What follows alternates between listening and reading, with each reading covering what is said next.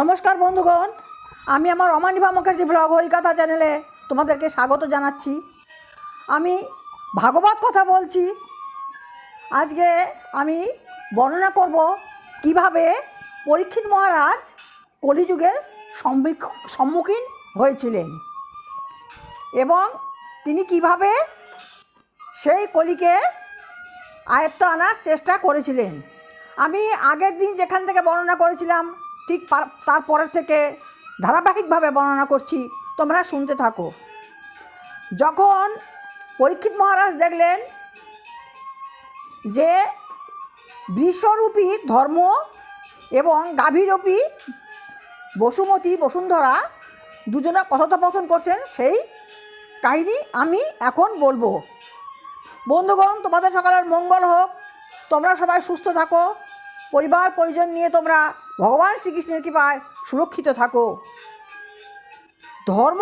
বিশ্বরূপী ধর্মরাজ গাভীরূপী বসুন্ধরাকে শুধালেন, হে মাতো, আপনি কি সম্পূর্ণ কুশলে নেই? আর আপনাকে কেন দুঃখ ছায়াগ্রস্ত মনে হচ্ছে? আপনার মুখ সামান্য অন্ধকার আচ্ছন্ন দেখাচ্ছে। আপনি কি অন্তরে কোনো আদিব্যাধিতে কষ্ট পাচ্ছেন, কিংবা কোনো আত্মীয় বন্ধু দূরে চলে গেছে তার কথা ভাবছেন? হে মা বসুন্ধরে, আমি আমার 3টি পা হারিয়েছি, আর আমি একটি মাত্র পা অবলম্বন করে দাঁড়িয়ে আছি।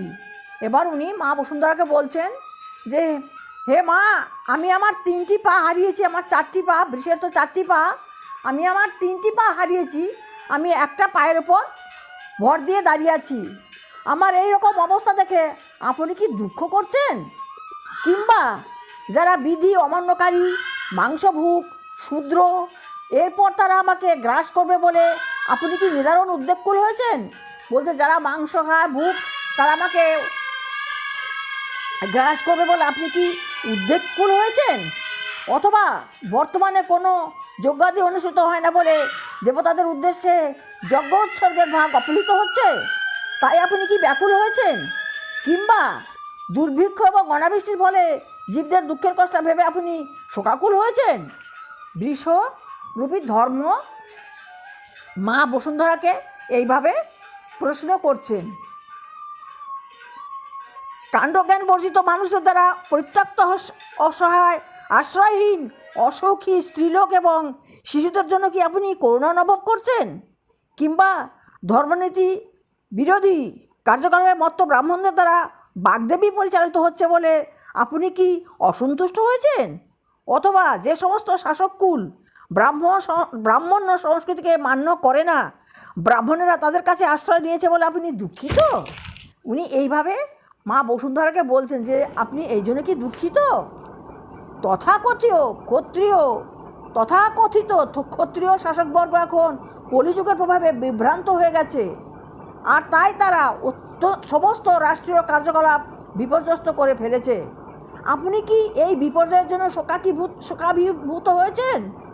এখন সাধারণ লোকে আহার, নিদ্রা, পান, যৌন সংসর্গ ইত্যাদি ব্যাপারে বিধি নিয়মাদি কিছুই মেনে চলে না, আর সেসব কাজ তারা যত্রতত্র ইচ্ছা মতো করে থাকে। এর জন্য কি আপনি দুঃখিত? হে ধরিত্রী মাতা, পরম পুরুষোত্তম ভগবান শ্রীহরি স্বয়ং পরমেশ্বর ভগবান শ্রীকৃষ্ণ রূপে অবতারত্ব গ্রহণ করেছিলেন কেবলই আপনার প্রভূত ভার লাঘবের জন্য। এখানে তার সকল লীলা সম্পাদনই অপ্রাকৃত, আর সেগুলি মোক্ষ লাভের পথ সুদৃঢ় করে তোলে। এখন তিনি অন্তর্হিত হয়েছেন বলে আপনি নিশ্চয়ই তার লীলা কথা স্মরণ করছেন এবং মনে মনে সেগুলোর অভাবে শোকাকুলা হচ্ছেন। হে মাতা বসুন্ধরা, সকল ঐশ্বর্যের আপনি আধার, অনুগ্রহ করে আপনার মনস্তাপের মূল কারণ আমাকে বলুন, যার ফলে আপনি দুঃখ ক্লেশে জর্জরিত হয়ে এমন দুর্বল ক্ষীণতনু হয়েছেন। আমার মনে হয় কালের দারুণ প্রভাবে যা অতি বলিষ্ঠকেও প্রভাবিত করে, তার দ্বারাই আপনার সমগ্র সৌভাগ্য অপহৃত হয়েছে, যে সৌভাগ্য দেবতাদের দ্বারাও বন্দিত হতো। এইভাবে বিশ্বরূপী ধর্ম মা ধরিত্রীকে প্রশ্ন করলেন। মা ধরিত্রী বললেন, হে ধর্মরাজ, আমার কাছে যা কিছু জানতে চেয়েছেন সবই আপনি নিশ্চয়ই জানেন। ওই সমস্ত প্রশ্নের উত্তর দেওয়ার আমি চেষ্টা করব। একদা আপনিও 4টি পদের উপরে অধিষ্ঠিত ছিলেন এবং পরমেশ্বর ভগবানের কৃপায় সারা বিশ্বব্রহ্মাণ্ডের সুখ বর্ধন করেছিলেন। এবার বিশ্বরূপী ধর্মকে মা বসুন্ধরা বলছেন যে আপনি যা জানতে চেয়েছেন আমি আপনাকে সব বলবো, কিন্তু আপনিও তো 4টি পায়ে অধিষ্ঠিত ছিলেন এবং ভগবানের কৃপায় আপনি সমগ্র বিশ্বব্রহ্মাণ্ডের সুখ বর্ধন করেছিলেন। তার মধ্যে রয়েছে সত্যবাদিতা, সুচিতা, অন্যের দুঃখে অসহনীয়তা, ক্রোধ সংযমের ক্ষমতা, অল্পে তুষ্টি, ঋজতা, মনের অচঞ্চলতা, বাচেন্দ্রিয়ের সংযম, অকর্তব্যের দায়িত্বজ্ঞান, সাম্যভাব, সহনশীলতা, শত্রুমিত্র ভেদাভেদ শূন্যতা, বিশ্বস্ততা, জ্ঞান, ইন্দ্রিয় তৃপ্তিতে বিতৃষ্ণা, নেতৃত্ব, শৌর্য, প্রভাব, সব কিছুই সম্ভব করার ক্ষমতা, যথাযথভাবে দায়িত্ব কর্তব্য পালনের দক্ষতা, সম্পূর্ণ স্বতন্ত্রতা, কর্মকুশলতা, সম্যক সৌন্দর্যের সম্পূর্ণতা, উদ্বেগহীন ধৈর্য, মৃদুতা, অভিনবত্ব, ভদ্র স্বভাব, মুক্ত হস্তে দান দাক্ষিণ্য, দৃঢ় প্রতিজ্ঞা, সকল জ্ঞানের পরিশুদ্ধি, যথার্থ কর্মপ্রয়াস, সকল ভোগ্যবস্তুতে অধিকার, উৎফুল্লতা, স্থৈর্য, নির্ভরযোগ্যতা, যশ, মাননীয়তা, গর্বশূন্যতা, ভগবদ্বত্তা, নিত্যতা এবং অন্যান্য আরও অনেক অপ্রাকৃত গুণবৈশিষ্ট্যাদি যা নিত্য বিরাজমান ও যেগুলি কখনোই তার থেকে বিচ্ছিন্ন করা যায় না। সকল সাত্ত্বিকতা এবং সৌন্দর্যের আধার পুরুষোত্তম ভগবান পরমেশ্বর শ্রীকৃষ্ণ এই পৃথিবীর বুকে এখন তার অপ্রাকৃত লীলা সংবরণ করেছেন। তার অপ্রকটকালে কলিযুগ সর্বত্র তার প্রভাব বিস্তার করেছে, তাই আমি এই পরিস্থিতি লক্ষ্য করে দুঃখিত হচ্ছি। যখন ধর্মরাজ গাভীরূপী বসুন্ধরাকে প্রশ্ন করলেন, তখন মা গাভীরূপী বসুন্ধরা ধর্মরাজকে সমস্ত প্রশ্নের উত্তর এইভাবে দিলেন। হে দেবশ্রেষ্ঠ, আমার এবং আমার নিজের এবং সকল দেবতা, ঋষি, পিতৃলোকবাসী, ভগবত ভক্তজন এবং মানব সমাজের বর্ণ আশ্রম প্রথার অনুসরণকারী সকলের অবস্থা বিবেচনা করে আমি শোকাকুলা হয়েছি। উনি ধর্মরাজকে বলছেন যে আপনি কেন শোকাকুলা, কেন শীর্ণা হয়েছেন, সেই উত্তর তিনি ধর্মরাজকে দিচ্ছেন। ব্রহ্মা প্রমুখ দেবতারা ভগবানের শরণাগত হওয়া সত্ত্বেও যে লক্ষ্মীদেবীর কিঞ্চিত করুণা কটাক্ষ লাভের আশায় বহুকাল তপস্যা করেছিলেন, সেই লক্ষ্মীদেবী তার নিবাসস্থল পদ্মবন পরিত্যাগ করে অত্যন্ত অনুরাগ সহকারে যে শ্রীকৃষ্ণের নির্মল চরণকমলের সৌন্দর্য নিরন্তর সেবা করেন, সেই ভগবান শ্রীকৃষ্ণের ধ্বজ, বজ্র, অঙ্কুশ এবং পদ্ম আদি চিহ্নিত শ্রীচরণের দ্বারা আমি সম্যক রূপে অলঙ্কৃত হয়েছিলাম। তখন ত্রিলোকের সমস্ত সৌন্দর্যই আমার সৌন্দর্যের কাছে পরাজিত হয়েছিল, কেননা আমি তখন ভগবানের কাছে বিভূতি লাভ করেছিলাম।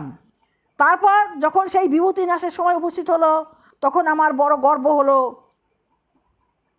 বোধ হয় সেই গর্ব খর্ব করার জন্যই ভগবান আমাকে ত্যাগ করেছেন।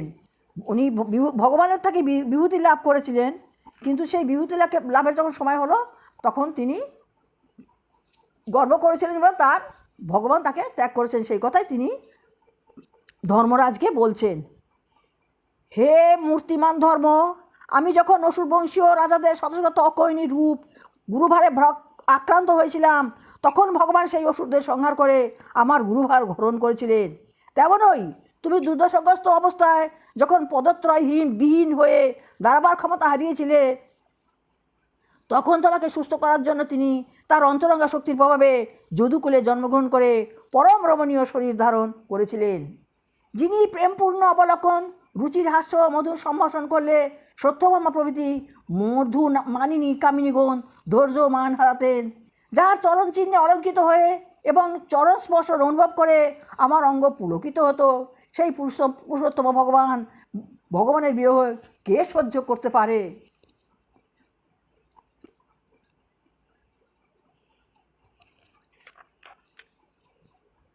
ভগবান যখন তার আলয়ে অনুপস্থিত থাকতেন, তখন তার সহস্র সহস্র মহিষীর কাছ থেকে তার বিচ্ছিন্ন হওয়ার সম্ভাবনা ছিল, কিন্তু সর্বদাই তার পাদপদ্মে স্পর্শধন্য ধরিত্রী কখনোই বিরহ অনুভব করতেন না। কিন্তু ভগবান যখন এই পৃথিবী ত্যাগ করে তার চিন্ময় ধামে ফিরে গেলেন, তখন ধরিত্রী আরও গভীরভাবে বিরহ বেদনা অনুভব করেছিলেন। যখন ভগবান চলে গেলেন এই লীলা সংবরণ করে, তখন মা ধরিত্রী তার বিরহ বেদনা সহ্য করতে পারেন নাই। তাই তিনি অতি শীর্ণা হয়েছিলেন এবং গাভীর রূপ ধারণ করে তিনি যত্রতত্র বিচরণ করছিলেন। অসুরেরা অন্যের সর্বনাশ করেও তাদের ইন্দ্রিয় সুখ ভোগময় জীবন যাপন করতে চায়। তাদের উচ্চাকাঙ্ক্ষা পূরণ করার মানুষে অসুরেরা, বিশেষ করে নাস্তিক রাজারা অথবা রাষ্ট্রনেতারা সর্বপ্রকার মারণাস্ত্র সজ্জিত হয়ে শান্তিপূর্ণ সমাজে যুদ্ধ বাধায়। তাদের নিজেদের গৌরব ঘোষণা করা ছাড়া আর তাদের কোনো উচ্চাকাঙ্ক্ষা থাকে না। তার ফলে সর্বপ্রকার অবাঞ্ছিত সামরিক শক্তির ভারে বসুন্ধরা ভারাক্রান্ত হন। উনি বলছেন, আমি তাদের এই যে তারা এই বিরুদ্ধাচারণ করে, তারা ঠিকমতো কার্য করে না, আমি তার জন্য ভারাক্রান্ত হই। পৃথিবী এবং ধর্ম যখন পরস্পর এইভাবে কথোপকথন করছিলেন, তখন পরীক্ষিত নামক রাজর্ষি পূর্ব দিক বাহিনী সরস্বতী নদীর তীরে উপস্থিত হলেন। যখন পৃথিবী মা এবং ধর্ম এইভাবে পরস্পর কথোপকথন মানে নিজেদের মধ্যে কথোপকথন করছিলেন, তখন পরীক্ষিত মহারাজ পূর্ব দিক বাহিনী সরস্বতী নদীর তীরে উপস্থিত হয়েছিলেন। এবার ওনারা যখন এইভাবে কথাবার্তা বলছেন, তখন পরীক্ষিত মহারাজ তার সৈন্যবাহিনী নিয়ে যাচ্ছিলেন। তখন তিনি শুনতে পেলেন যে ধর্মরাজ তার এক পদে দাঁড়িয়ে এবং মা পৃথিবী মাতা অতি শীর্ণভাবে দুজনের মধ্যে কথাবার্তা বলছেন। সেই কথাবার্তা পরীক্ষিত মহারাজ শুনতে পেলেন এবং তিনি তখন পূর্ব দিক বাহিনী সরস্বতী নদীর তীরে উপস্থিত হলেন এবং তাদের কথা শুনতে পেয়ে তিনি সেখানে গেলেন। ইতি শ্রীমদ্ভাগবতের প্রথম স্কন্ধের কিভাবে পরীক্ষিত কলিযুগের সম্মুখীন হলেন নামক ষোড়শ ভক্তি বেদান্ত তাৎপর্য সমাপ্ত। তিনি কিভাবে এই কলির সম্মুখীন হয়েছিলেন সেই কাহিনী আমি বর্ণনা করলাম। বন্ধুগণ, তোমাদের সকলের মঙ্গল হোক, তোমরা সবাই সুস্থ থাকো, সুখে থাকো, আনন্দে থাকো। তোমরা ভগবানের শ্রীকৃষ্ণের কৃপায় পুত্র কন্যা নিয়ে অগাধ ধন সম্পদে অবগাহন করো এবং ভগবান শ্রীকৃষ্ণ কর্তৃক সুরক্ষিত থাকো। তোমরা আমার এই ভাগবত কথা শোনো, আমাকে লাইক করো, আমাকে কমেন্টস করো এবং আমাকে সাবস্ক্রাইব করো। আমি জানি ভাগবত কথা শোনার লোকের খুব অভাব। ভগবানের নাম প্রচার করা, কোনো রকমে প্রচার করছি। আমি ভগবান সনাতন ধর্মের রক্ষক একটু যদি রক্ষা করতে পারি তারই চেষ্টা করছি। তোমরা আমার এই ভাগবত কথা শুনবে এবং আমাকে সমৃদ্ধ করবে। ভাগবত ভাগবতম শ্রবণম মঙ্গলম, ভাগবত শুনলেই মঙ্গল হয়, ভাগবতকে আর কিছু করার দরকার নাই। ভগবান শ্রীকৃষ্ণ যখন বৈকুণ্ঠ লোকে চলে গেলেন তখন তিনি এই ব্যাসদেব লিখিত ভাগবতে প্রবেশ করলেন। তিনি জানতেন যে আমাকে পাবে না, কিন্তু ভাগবতের ভেতর আমি থাকব এবং সেই ভাগবত কথায় আমি মানুষের অন্তরে মঙ্গল আনবো। আমার ভাগবত কথা যারা শ্রবণ করবে তাতে তাদের মঙ্গল হবে এবং আমি গ্রন্থের মধ্যে ভগবান শ্রীকৃষ্ণ হয়ে প্রবিষ্ট থাকব। তাই বন্ধুগণ, এই গ্রন্থ ভগবান শ্রীকৃষ্ণ এক এবং অভিন্ন। তোমরা আমার ভাগবত কথা শোনো, আমাকে সমৃদ্ধ করো। তোমাদের সকলের মঙ্গল হোক, তোমরা সুখে থাকো, শান্তিতে থাকো, এই কামনা করি। রাম রাম হরে হরে